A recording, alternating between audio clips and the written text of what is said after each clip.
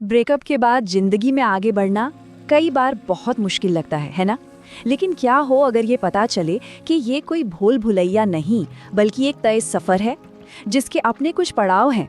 तो चलिए आज इसी सफ़र को थोड़ा और गहराई से समझते हैं। ज़रा एक पल के लिए सोचिए, अगर आज अभी वो मैसेज फ़ोन पर आए तो दिल की धड़कन तेज़ हो जाएगी या होठों पर एक हल्की सी मुस्कान आएगी। खैर, जवाब जो भी हो, बस यही एक सवाल हमें हीलिंग की उस पूरी प्रक्रिया के बिल्कुल सेंटर में ले जाता है। अक्सर लोगों को लगता है कि मूव ऑन करना है मतलब बस एक फैसला लेना है, पर असल में उन्हें पता ही नहीं होता कि ये होता कैसे है। क्योंकि मूव ऑन करना कोई स्विच ऑन ऑफ करने जैसा एक दिन का काम नहीं है। ये एक पूरा सफ़र है, एक प्रोसेस है। अब यहाँ दो बिल्कुल अलग तरह के लोग हैं। एक है जो ब्रेकअप के 3 दिन बाद ही इंस्टाग्राम पर पोस्ट कर रहा है कि जिंदगी शानदार है, मतलब सब कुछ ठीक है। और दूसरा वो है जो फोन नंबर तक डिलीट नहीं कर पा रहा, बार बार पुरानी चैट खोलकर पढ़ रहा है। अब देखने में तो लगता है कि पहला इंसान मजबूत है ना? पर सच तो ये है कि वो सिर्फ दर्द को छिपा रहा है। असली हीलिंग प्रोसेस अनजाने में ही सही दूसरे इंसान ने शुरू की है। देखिए, ब्रेकअप सिर्फ इमोशनल नहीं होता, इसके पीछे एक साइंस भी है। जब कोई गहरा रिश्ता टूटता है तो हमारे दिमाग में डोपामाइन और ऑक्सीटोसिन जैसे जो हैप्पी केमिकल्स होते हैं ना, उनका लेवल अचानक से गिर जाता है और इसी को कहते हैं साइकोलॉजिकल विड्रॉल। और बस यही वजह है कि ब्रेकअप के बाद जो महसूस होता है वो सिर्फ उदासी नहीं होती, वो एक अजीब सी बेचैनी होती है, बिल्कुल वैसी जैसे किसी को कोई नशा छोड़ते वक्त होती है। तो हमारा दिमाग हमें इस मुश्किल से निकालने के लिए एक सफ़र पर ले जाता है। इसी को हम मूव ऑन करने के 5 चरण कहते हैं, जो आमतौर पर लगभग 21 दिन तक चल सकते हैं।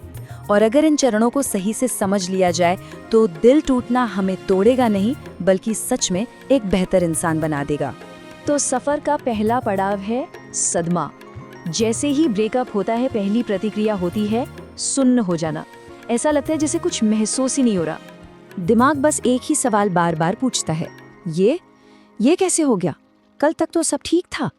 इस स्टेज में इंसान न तो ठीक से रो पाता है और न ही कुछ समझ पाता है। दिमाग को हकीकत को प्रोसेस करने के लिए थोड़ा वक्त चाहिए होता है। सदमे के ठीक बाद आता है इनकार का दौर। अब दिमाग हकीकत को मानने से मना करने लगता है। यहाँ पर उम्मीद एक इमोशनल पेन किलर की तरह काम करती है। इस चरण में मन में ऐसे ख्याल आते हैं, शायद वो वापस आ जाएंगे, या ये सिर्फ एक छोटा सा ब्रेक है, सब ठीक हो जाएगा। बार बार ऑनलाइन स्टेटस चेक करना, पुरानी चैट पढ़ना, तस्वीरें देखना, ये सब इसी का हिस्सा है।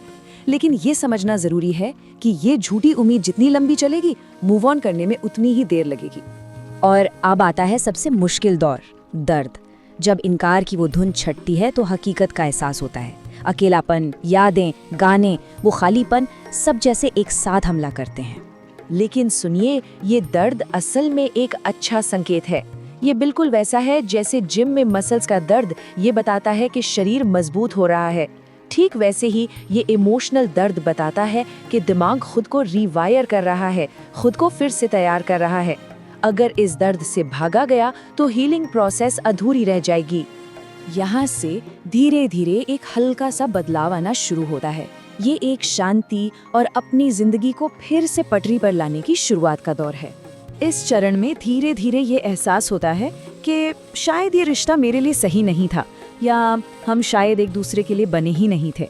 यहाँ से इंसान का फोकस उस इंसान से हटकर अपनी नई दिनचर्या और नई प्राथमिकताओं पर आना शुरू हो जाता है। और आखिर में हम पहुँचते हैं ग्रोथ के चरण पर। ये वो स्टेज है जहाँ सबसे शक्तिशाली बदलाव होता है, जहाँ दिल का टूटना एक आत्मखोज यानी सेल्फ डिस्कवरी बन जाता है।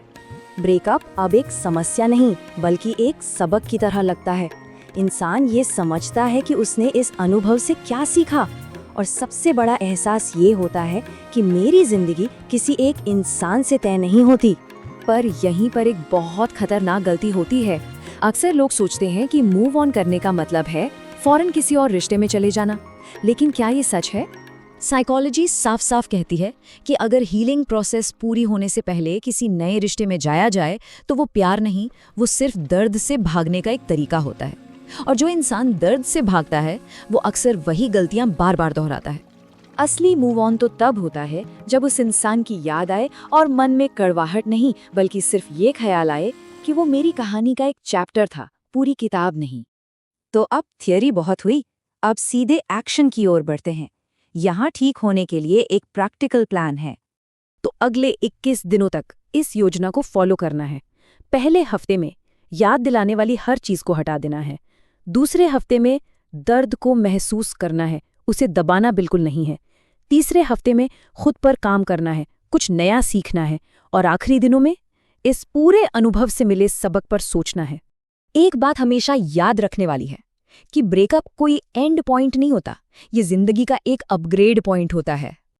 अब एक बहुत जरूरी सवाल खुद से पूछने का है, इस अनुभव के बाद मैं एक बेहतर इंसान कैसे बन सकता हूँ?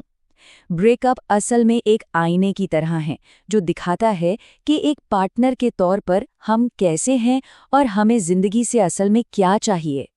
तो अगली बार जब दिल टूटे तो ये याद रखना कि आप कमज़ोर नहीं हैं, आप एक प्रोसेस में हैं।